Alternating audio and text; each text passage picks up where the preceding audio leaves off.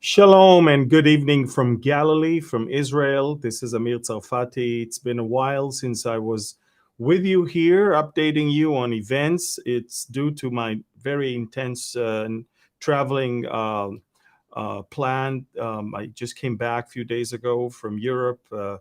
Within 5 weeks, we covered 7 countries. Thankfully, I'm back. And what a unbelievable 20 hours we went through. If you were following me on Telegram, you in the last 20 hours, we went from very, very interesting first report on something that is going on in the city of Rostov, all the way to few minutes ago, the latest announcement of the leader of the Wagner Group that they are turning their soldiers around back to their bases, and the assault on Moscow is over. So let's try and analyze what happened in the last 20 hours. There's more questions than answers, I can tell you up front, but let's see what really happened, who was fighting against who, and what is it that we can learn from all of this. And the bottom line is, how is Israel going to be affected by it? Because remember, I always tell you, Bible prophecy is not about nations and their relations between one another or within one another or within themselves, but it's nations and what they do in or to Israel. So we'll try to analyze that as well. So before that, let's pray. Father, I thank you that you are in full control of everything that is happening around the world. Father, I thank you that you declare the end from the beginning and from ancient times, things that are not yet done, saying, my counsel shall stand and I will do all my pleasure. We look at world events and we understand that you are not only in full control, but everything that man is trying to do, you always turn it into something that you can use. So we thank you for that. We bless your name, and we give you this hour in the name of Yeshua. Amen. So again, shalom, everyone. This is Amir Tsarfati. I'm in Galilee, Israel. This is not a Middle East update, at least not today. There's so much to talk about the Middle East, and I'll do that in the next few days. But today we're going to talk about what happened in Russia over the last 18 to 20 hours. I woke up in the middle of the night and I found out 2 things. I found out first that a lot of Wagner Group soldiers told their families that they're leaving the house and told them that in the next 24 hours, they need to understand what's going on via the television. In other words, they were preparing for something. And then we saw a sequence of events that led to a convoy of thousands of armed Russian troops of Wagner Group approaching the outskirts of Moscow as of about 45 minutes ago. Now, what happened? Who started it? Who are the Wagner Group?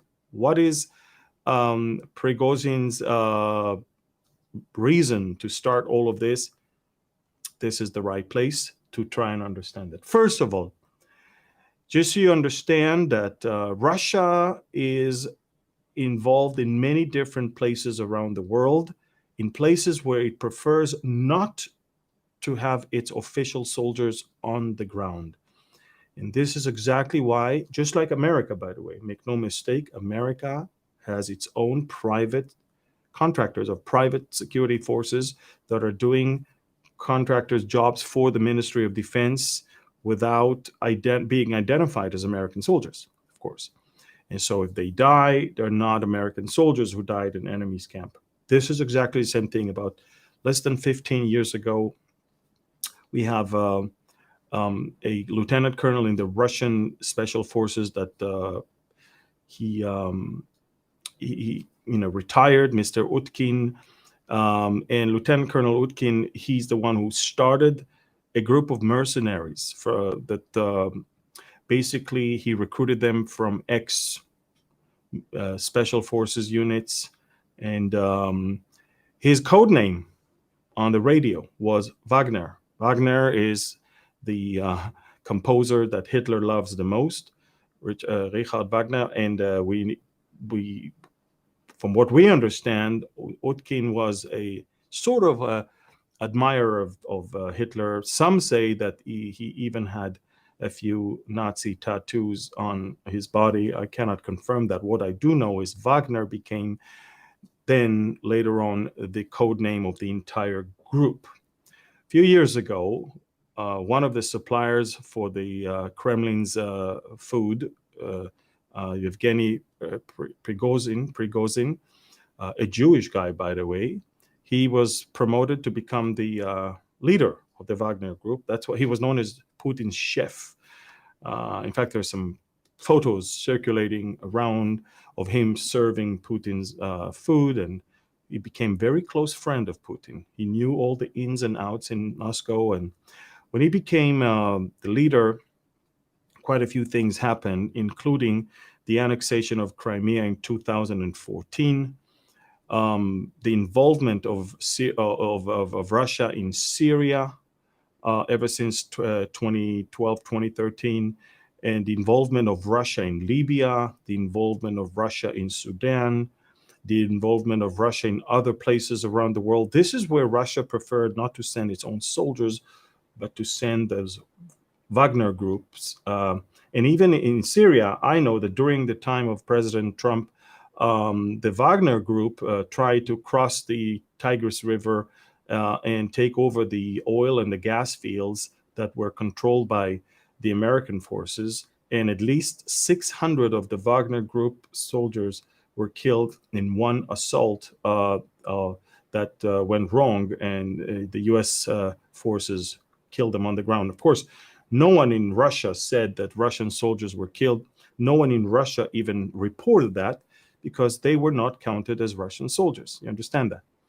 And so ever since 2014, they're invested in Ukraine. They're also there on the ground in the Donbass area, in Donetsk and Lugansk area, assisting the local, independent forces there. And then, of course, the Ukraine war began a year and 4 months ago, exactly today.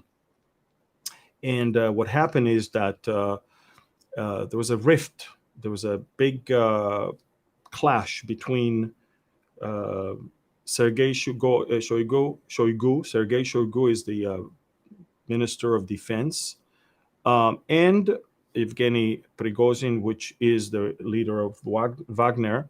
Prigozhin more than once basically accused the Ministry of Defense for not supplying his soldiers with ammunition and air support and all of that in their war in Ukraine, especially in the last big battle that lasted a few months in Bakhmut, where he lost tens of thousands of soldiers over there.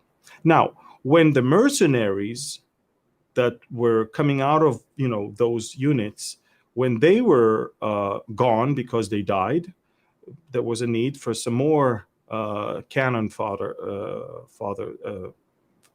there, and what Prigozhin basically came up with is, let's go to the prisons of Russia and recruit people from over there. Let's offer them to join Wagner, tell them to fight, and if they survive, they will be pardoned and released from jail. More than once, Wagner soldiers who survived battles and went back home, went back to crime, killed, raped, and did some terrible crimes there, because that's who they were, criminals who were released from prison only because they were ready to risk their lives. Ladies and gentlemen, the Wagner group is far worse than the Russian military. In fact, Yevgeny Prigozhin basically blamed the Russian Ministry of Defense for being too soft in Ukraine, for not doing the right thing, for not bombing them the right way, for not, using strong hand against the Ukrainians. And trust me, a lot of people were shivering in Europe just from the thought that Prigozhin might even replace Putin, because he's right now one of the most popular politicians in Russia. He is saying the truth to the people. In fact, throughout the last 20 hours, he even said to the Russian people, you have a very corrupt president, and there was really no reason for the war in Ukraine. He said that. Look, it's one thing for NATO and the Ukraine to say that, but it's another thing for a commander of a military force that fights in Ukraine to say that. And he said that. He said everything. He even said that Russia needs a new president, that Putin took the wrong side. There's a lot of stuff that was said today that I'm sure Putin did not like. Putin actually, I don't know if we have the video, but he went on a speech today, and he looked terrible. He looked very, very angry, very tense. Maybe you can see, look at him. He looked way more tense than when he announced the special operation in Ukraine today. He basically said here that the Wagner Group stabbed the nation in its back, that they're criminals, that they should be dealt with, I mean, a lot of stuff. So both sides basically accused one another for being the wrong people at the wrong place at the wrong time. And that's exactly what happened throughout the day. It was very interesting to see how easy it was for the Wagner Group to take over one city after another. It was very interesting to see that brigades and border patrols and Air Force and other officers of the Russian military literally handed over control to the Wagner Group and joined them. In fact, I would tell you this: the assumption up until an hour and a half ago was that Prigozhin is going to enter into Moscow and take over. It was, they advanced. Take a look at this map. They advanced from early this morning. They took over Rostov, which is a border city. Let's go to the other one and show you this. There's another map that I want to show you. To the right, you can see Rostov is right there, right by the sea, and you can see it was on the border with Ukraine. And from Rostov, which is next to the Ukrainian border and Crimea, they moved on all the way to Voronezh, and from Voronezh they continued all the way towards Moscow. I mean, literally they stopped already in the territory of the Moskva Oblast, which is the Moscow region, the Moscow territory, not the city itself, but the county. And along the way, it was phenomenal. Soldiers gave up instantly without fighting. The only thing that happened is that few helicopters bombed the convoys of Prigozhin along the way. I think we have a video of a Russian helicopter that was bombing the convoy. Maybe I can show it to you. There you go. So the Russian helicopters, you can see firing a rocket, and boom, he is hitting part of the convoy right there. Now, this happened a few times in the area of Rostov and Voronezh, and as they move all the way up up ahead. It's amazing how immediately Putin disconnected bridges around Moscow, brought some tractors. By the way, yeah, there you go. You see how, look what they did. And these are all part of the bridges on the Oka River, which is, in the larger ring around Moscow. Now, I also want you to know, folks, I want you to know that a lot of videos and maps and photos and information you can get on my Telegram channel. Take a look at this. This is our QR code. If you can just pull your phone and read and scan the code and follow me on Telegram, trust me, you will not find it elsewhere. This is important information. By the way, I don't believe this is over, because honestly, I don't see how soldiers that just were about to remove Putin from power can turn around and go and fight for Putin right now. See, so I don't think this thing is over yet, although Prigozhin just released half an hour ago this audio message. I don't know if we can hear it, but let me try to play it for you. Let me try. Here it is. За это время мы не пролили ни одной капли крови наших бойцов. Сейчас. Basically what he said, look, we've reached the outskirts of Moscow. We don't want Russian blood to be shed. So we'll do whatever we can to de-escalate the situation. And I order my soldiers to turn around and go back to the front lines in Ukraine. Look, I want to tell you something. I'm not sure what happened, but I can tell you that this was a good exercise to see who is for Putin and who is against him. Very interesting. Guess who were there to support him? The Uganda leader, I think, if I'm not mistaken. Do we have the photo of, Uganda will send soldiers to Moscow to defend Putin if needed. The son of the president said, I'm not sure. There's a song, That's What Friends Are For, interesting.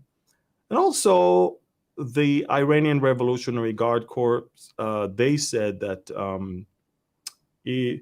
they helped Assad in Syria, and they will help Putin if needed. Of course, Iran is invested heavily with the Russians. Iran wants the business of sending weapons and drones to Russia. Iran wants to buy Russian oil. Iran wants to sell Russia its crude oil. Iran wants to stay friends with Russia, so Iran had to say whatever it said. There was a phone call between Putin and Erdogan, and immediately, I don't know if we have the photo of Erdogan yet. They did talk today. It's interesting because Erdogan didn't really say that he's supporting Putin, but he said, we need to find a way to de-escalate the situation. The Kremlin said that Erdogan vowed to stand by Putin. So everyone had his own version of this phone call. But I will tell you something very interesting that happened. And that's an announcement of the editor-in-chief of RT, the Russian propaganda channel. And I want to show you what she said. Very interesting, very, very interesting what she said, okay? So here it is. That's what she said, okay? Margarita Simonian, the editor-in-chief of the Russian RT channel, said, there is no doubt that Prigozhin's rebellion is coordinated and directed by the secret services of the United States, Great Britain, and watch this, and perhaps also one country in the Middle East, such as Israel or Turkey. And then they reported that there was a great conversation between Putin and Erdogan, which basically leaves Israel as a suspect in this whole thing. Now, it's very interesting because Prigozhin is Jewish. So I'm just thinking about two Jews. One is Zelensky, who is fighting Putin, and one is Prigozhin, who was Putin's best friend until a few hours ago. And now he vowed to remove Putin. And I'm trying to think, adding this to the accusation that most likely Israel's Secret Service is part of this whole, conspiracy together with America and the UK to remove Putin. And I can only imagine what is running in the mind of Vladimir Putin right now when it comes to Israel. It's very interesting. Very interesting because a few days, I think yesterday, on Telegram, I actually said the following thing. I quoted the U.S. Air Force commander, and the U.S. Air Force commander said the following thing. Are you with me? Look what he said. Russia's blatant aggression against U.S. forces in Syria's airspace could lead to a similar action against Israel, which is certainly a source of concern for the Pentagon. That's what he said. America suspects that Russia is going to attack Israel from Syria. The RT channel, which is the propaganda machine of the Kremlin, is suggesting there's a good chance that Israel is behind this whole coup attempt that Prigozhin was involved in. And we don't look good right now in the eyes of the Russians as well as Putin himself. Now, let me tell you that no one is happy in Russia right now. Prigozhin's supporters are super angry that he turned the soldiers around. Putin's soldiers and Putin's supporters are super angry that he's willing to pardon Prigozhin and his soldiers and just let it go. And it appears that the person that is going to pay the price for what we are watching is Sergei Shoigu, the defense minister. Now, I read today something very interesting, which I really didn't know. Let me see if I can find it here. Yes, I read on one of the Telegram channels of the Russians that Prigozhin and his supporters want Russia to be ruled by Russian, how did they call it? They call it ethnic Russians. Yes, not someone else. And I'm like, what do you mean ethnic? I mean, who is not ethnic Russian in the Russian leadership right now? And lo and behold, I found out there's a group called the Tuvans or Tuvans. And these are Turkic ethnic group indigenous to Siberia who lives in Russia, Mongolia, and China. They speak Tuvan, Siberian, Turkic language. And apparently, believe it or not, Sergei, let me see the notable people. Yes, Sergei Shoigu, the Russian Minister of Defense and General, is a Tuvan, which means he is held as not a real ethnic original Russian. Remember, the guy that started Wagner was someone who belonged to this pure Slavic group, and he didn't like all the others. So very interesting how your ethnicity, even your tribal affiliation plays a big role. You would think that by 2023, nobody is talking about those things, but apparently a lot are talking about these things. And believe it or not, I strongly believe that the Jewish roots of Prigozhin will play a significant role in how he will be framed as a collaborator of Israel, collaborator of the Israeli Secret Service and all of this thing. Of course, this is all the fruit of the imagination of the Russians, because Prigozhin up until 3 days ago was actually fighting for Moscow. He is one of the major reasons why Moscow is okay on the battlefield in Ukraine.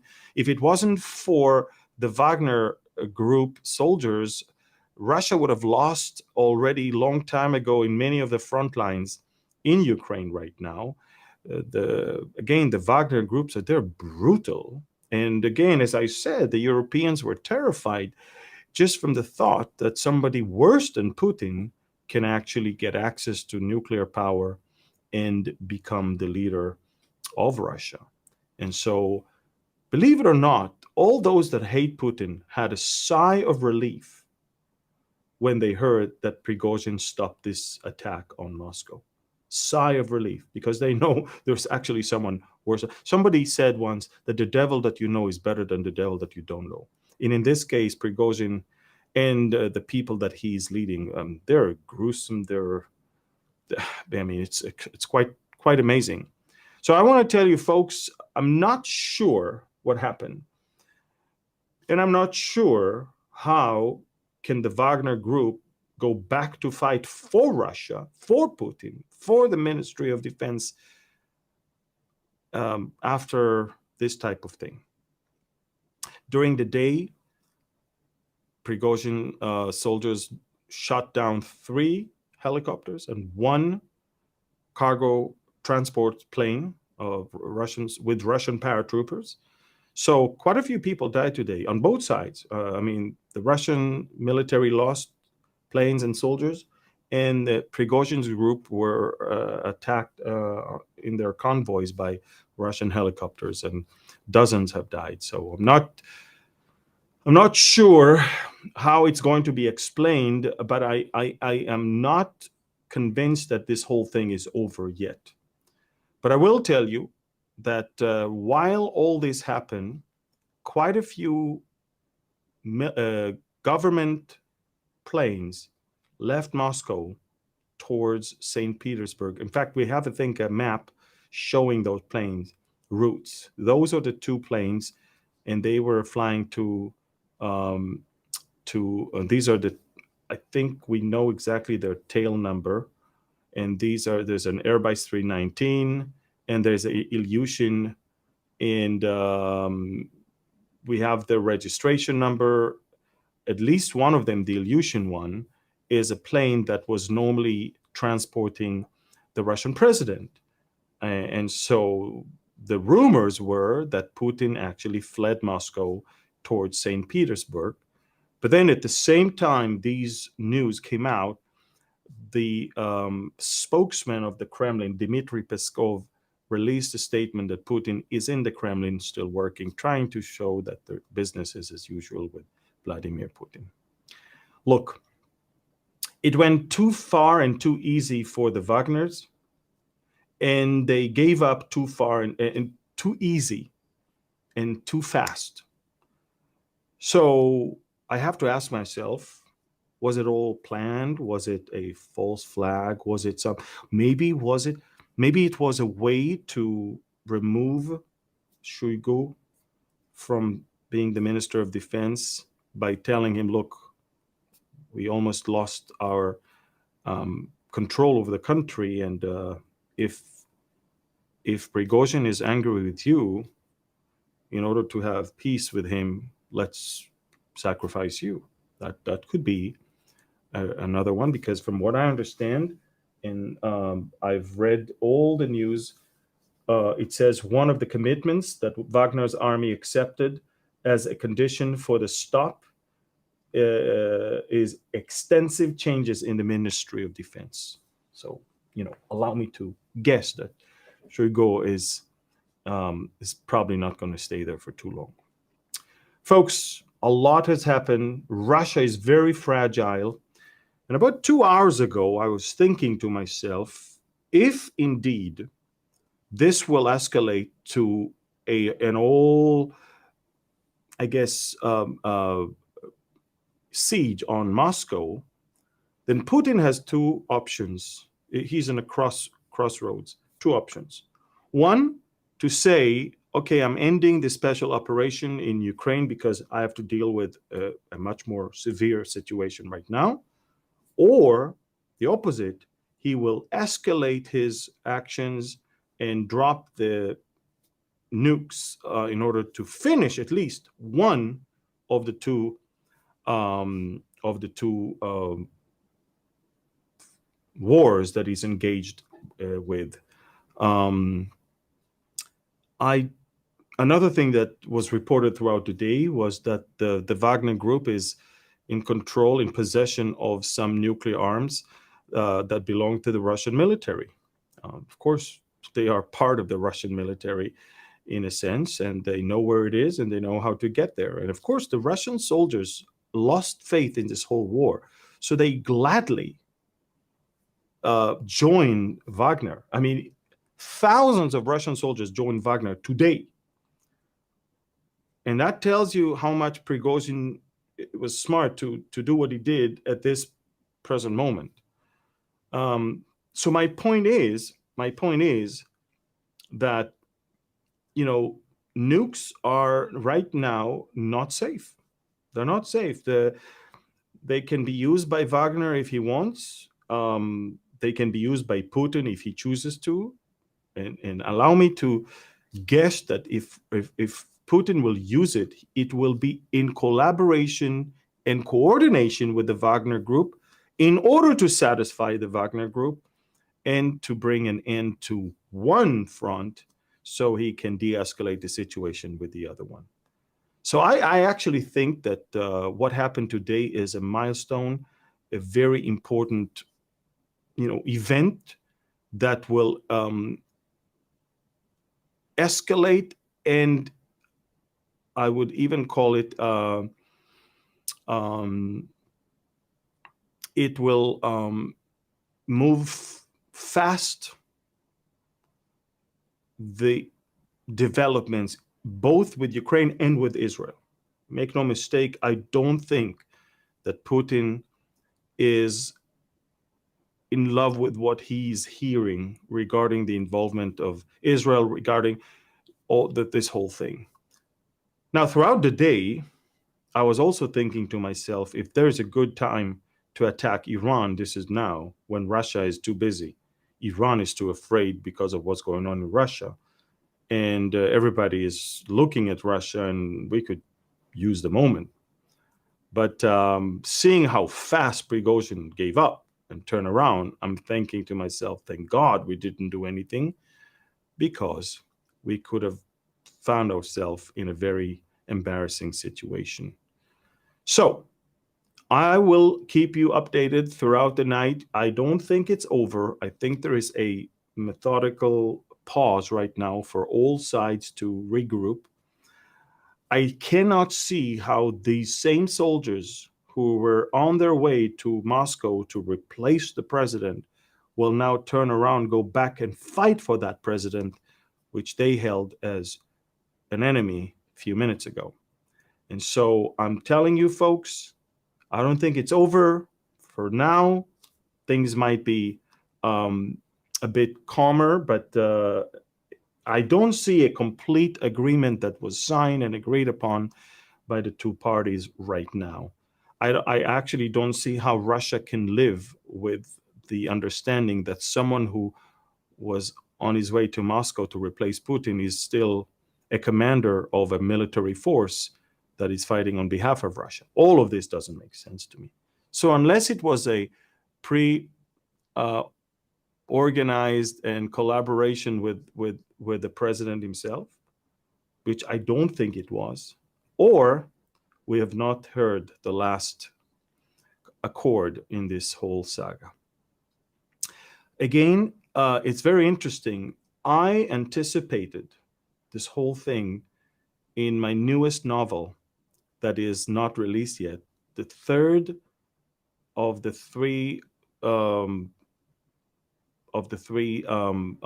fiction novels that are around Ezekiel 38 participants. It's called Out of the Far North. This is the new of the three. There is, by the way of deception, Operation Yoktan, Out of the Far North. In fact, there's quotes about Prigozhin, about the Wagner Group, and about Putin in this book that refers to what we just saw today. So I'm not a prophet. I always tell people I come from a nonprofit organization, but I could see it. We all can see it. Things are happening because they've already been boiling and cooking for a while.